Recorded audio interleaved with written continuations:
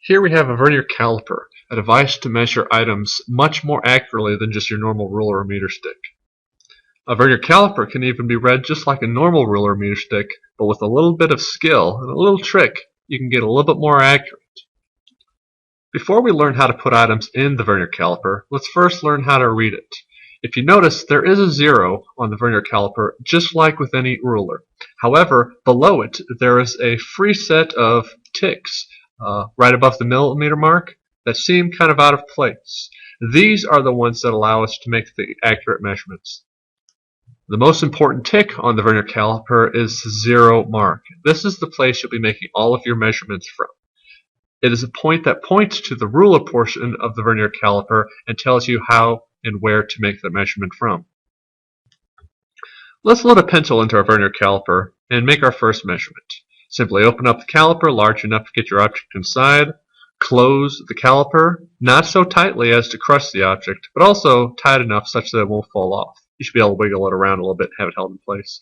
Then loosely remove the item, making sure not to change the position of the caliper. And now you're ready to make your first measurement.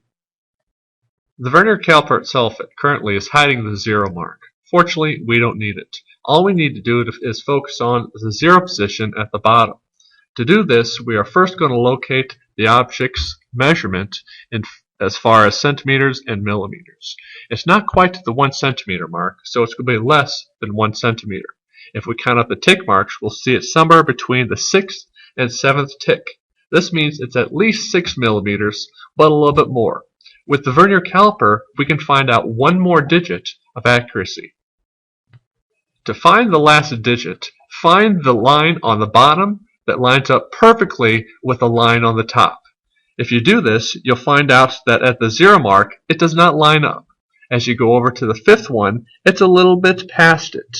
Go out to the 6th and the 7th, they almost line up perfectly. The 6th one is a little bit closer. That is the one we need. The last step we took will help us find out how many tenths of a millimeter our measurement has. We had already found out from a previous step that it has passed the 6 millimeter mark. We've also found out that the lines at the bottom measure up on the 6th one. The 6 millimeter that we measured adds to the 0.6 millimeter mark down here at the bottom. A crude drawing, but it'll help me get my point across. When I said you need to find up the ones at the bottom that line up with the ones at the top, you need to find which one of these tick marks follows a straight line. Guess a little bit of color would help. Which one of these follows a straight line straight through?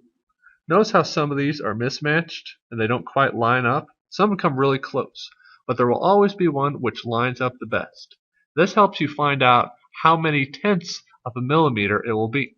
If instead of this one right here lining up, we had it lining up over here, say these two, there was a lineup right here, this would mean that there was a 0.1 or 0.2 millimeter mark. We first found out that there was a 6 millimeter measurement to be made. We had to add that to the 0.6 millimeter for a total of 6.6 millimeters. This here is the width of a pencil.